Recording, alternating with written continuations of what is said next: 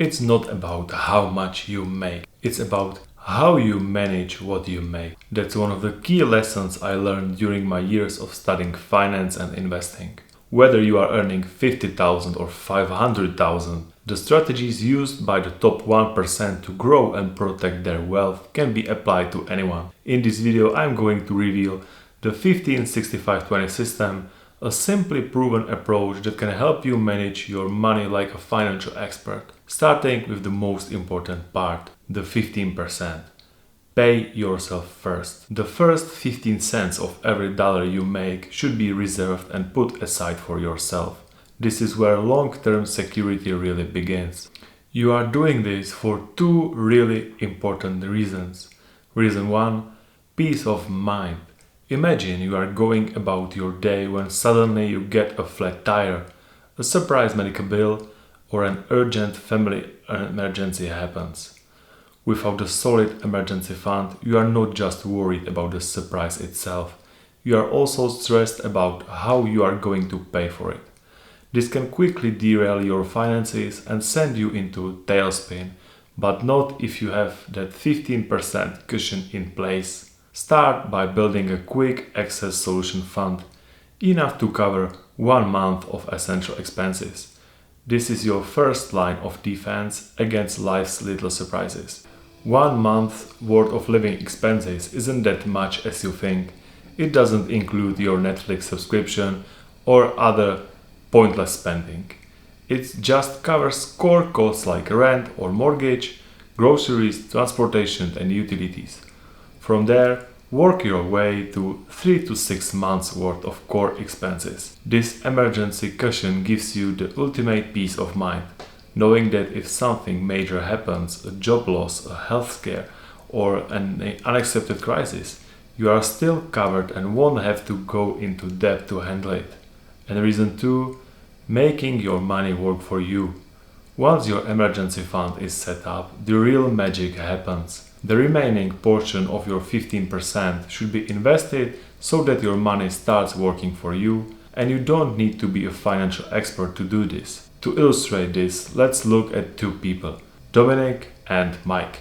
Dominic starts investing at age 30 with a lump sum of $10,000, earning a 6% return annually.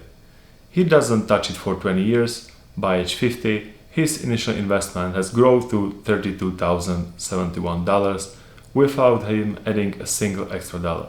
Mike, on the other hand, waits until he's 40 to start.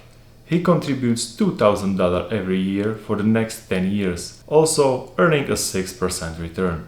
By 50, his total investment of $20,000 has grown to $27,944, less than Dominic's, even though he invested twice as much overall. The difference?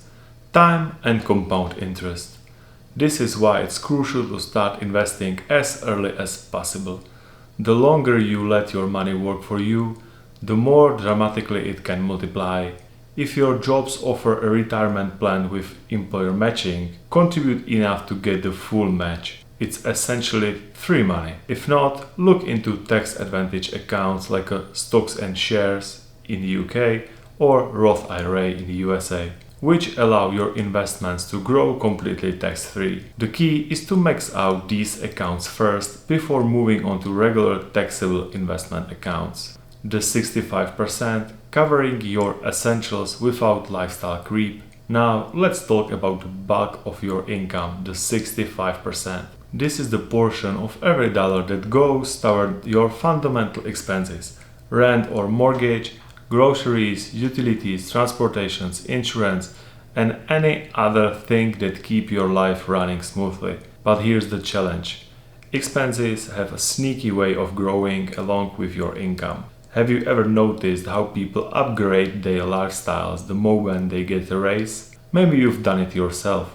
You get a promotion and suddenly your old apartment feels too small or your car seems outdated. You start dining out more, subscribing to more streaming services, and before you know it, that extra income has vanished. This is called lifestyle inflation, and it's a major reason why even high earners can end up living paycheck to paycheck. To avoid this trap, you need to be intentional about keeping your fundamental expenses at 65% of your income. One of the biggest spending categories is housing. Rent or mortgage payments alone can eat up a huge portion of your earnings. If you live in an expensive city, consider creative ways to reduce costs, like getting a roommate, moving slightly further out, or negotiating your rent. Transportation is another major expense, often the second largest after housing. If you own a car, think about whether you truly need that luxury vehicle with high monthly payments and insurance costs, or if a reliable used car could serve you just as well. Maybe public transport, cycling, or carpooling could save you thousands per year. By keeping these essential expenses in check, you create more breathing room in your budget. Money that can be used to build wealth instead of just covering the basics. The 20%, enjoying life without guilt. Finally, we get to the best part. The 20% reserved for fun, experience, and personal fulfillment. A lot of financial advice focuses only on saving and investing, but what's the point of building wealth if you never get to enjoy it? One of my favorite books, Die with Zero, shares a powerful idea. The goal isn't to die with a massive bank account, but to use your money to create a rich and fulfilling life. The top 1% know this secret, and they intentionally make room in their budgets for guilt-free enjoyment, and so should you. But here's the key. This 20% isn't just for mindless spending. It's about using money in a way that truly enhances your life. That could mean treating yourself to a high-quality meal, traveling to a new country, buying that item you've been eyeing for months, or even just having a fun fund for adventures with friends. Research shows that people who allow themselves some flexibility in their budgets are far more likely to stick to their financial goals in the long run. Think about it like dieting. If you never allow yourself a cheat meal, eventually you will quit. The same principle applies to money. Giving yourself permission to enjoy 20% of your income without guilt actually increases the chances that you will stay committed to your long-run financial goals. And ironically, it helps you avoid reckless purchases that can derail your progress. So, that's the 15-65-20 rule. A simple but powerful framework for managing your money like the wealthy do. Set aside 15% to pay yourself first, keep your essential expenses at 65%, and reserve 20% for guilt-free enjoyment. If you found this video useful, I would appreciate it if you could take a second to subscribe to the channel. Thanks for watching and see you next week.